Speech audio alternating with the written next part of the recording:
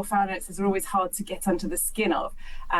But certainly there were lots of reassurances from the palace yesterday that 369 million spent on Buckingham Palace will go to good use and open it up more to the public if the king isn't going to be living there. The king has become the first ever monarch to disclose his tax bill, revealing that he paid almost £13 million in tax last year. He's taken this step along with Prince William, who paid £7.7 million. And it's emerged that when major refurbishments are completed at Buckingham Palace, the king and queen will not move back there, but will instead remain at Clarence House. Kate Mansey is assistant editor for The Times and a specialist on all things royal. Good morning to you, Kate. Thank you, Dave. Why, first of all, what has led to them announcing, what they've paid in tax, and how open, how significant is this? Well, I think it is really significant. This is the first time a monarch has told us what they pay in tax. Charles, of course, when he was Prince of Wales, voluntarily paid tax and told us how much it was on his income from the Duchy of Cornwall. Interestingly, William didn't do that until yesterday as well, when he revealed his tax bill. But I think it's all part of this wider understanding within the royal family that there needs to be more transparency over royal money. Do you think, the average reader of the Times and the wider electorate, when they hear this, they think, fair dues to them. They're being really generous. That's a lot of money. There's 50 million quid they've put into the public purse over the last 3 years. Good on them. Or do they think, wow, that's a lot of tax. They must have a lot of money. Why do we give them money? Well, it does put the king into the top 100 taxpayers in the country. We were told that since the accession, since Charles became king in 2022, the king has paid more than £30 million in tax. William has paid more than £20 million in tax. So 50 million in total is a good chunk of change. But yes, I mean, it also makes us look at how their income is coming in there. So Charles gets an income from the Duchy of Lancaster estate. William gets an income from the Duchy of Cornwall estate. You might remember in 2024, there was a huge investigation by the Sunday Times and Dispatches looking at the ways in which both those royal estates charge rent from the NHS, from the Ministry of Justice. And more recently, there's been a lot of discussion over Dartmoor Prison. This is the disused prison that lives on the Duchy of Cornwall land and pays Prince William £1.5 million a year in rent, despite the fact that it's not being used by the Ministry of Justice. Now, yesterday we were told that William would use that 1.5 million. He's not going to put it in his pocket. From next year, he's going to be reinvesting that into local community programs. So it does feel there is a sense that the monarchy is listening to this criticism and realizing that they need to react and they need to address some of those concerns.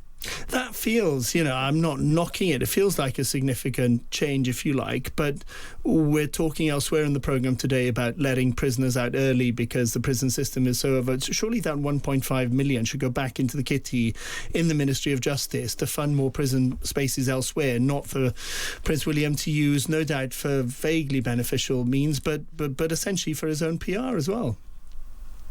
That is something that's been asked of the Duchy of Cornwall and of Prince William's office. Now, the Duchy of Cornwall is bound by kind of acts of Parliament and has to act within a certain legislative framework. And they said that they would like to give that money back, but the way that the Duchy is structured, they can't, we're told, and that will be used in this way instead. But it does beg the question, doesn't it, about whether we should look at those acts of Parliament again and look at the way in which the duchies are structured and the rules and regulations that are in place. Now, this is an ancient estate that was set up as a means to provide an income for the heir to the throne, and this more than £20 million a year William gets from it funds his personal lifestyle, but also his public office. Now, we were told his tax bill yesterday, but we weren't told how much he deducts for his public office before that tax is calculated. So there's still a lot of questions to be asked here about the palace.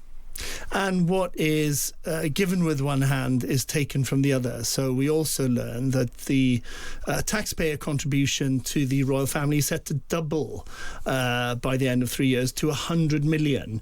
A lot of that is on renovating Buckingham Palace, and yet we read that the King and Queen have no intention of abandoning Clarence House, where they've been living for a long time, and moving back into Buckingham Palace. And as I understand it, neither does Prince William want to live in Buckingham Palace. What's wrong with Buckingham Palace? And if it's not that nice a gaff, why are we spending all this money, about £400 million, doing it up? Yeah, that's right. There's two things going on here. So £369 million of public money was spent doing Buckingham Palace up. We were told the King doesn't want to live there, and we know that King William, when he takes the throne as King William, won't want to live there either. It's never been a favourite for the royal family. It's drafty, it's not very homely. In 1952, when Queen Elizabeth II came onto the throne, it was Winston Churchill who had to persuade her to move in with her family for symbolic reasons.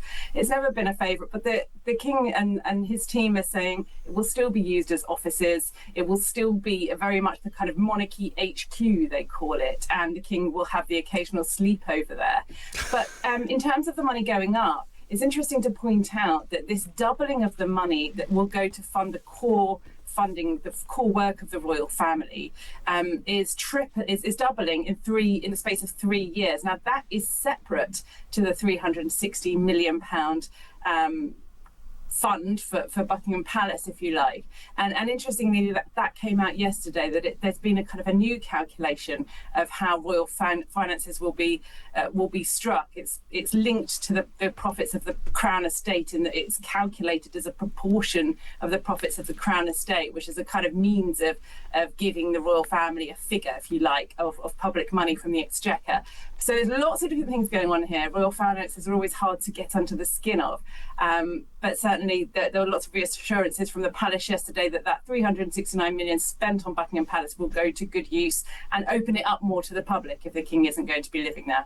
Kate, thank you very much. That's Kate Mansey, assistant editor for The Times. The idea of Buck House as an office block, that's a pretty posh sort of office, isn't it? Shouldn't we sort of open it up? And I've never heard of Buck House before. Haven't you? No. I'm not in the same circles as you, Guto, clearly. The idea is it will become sort of monarchy HQ.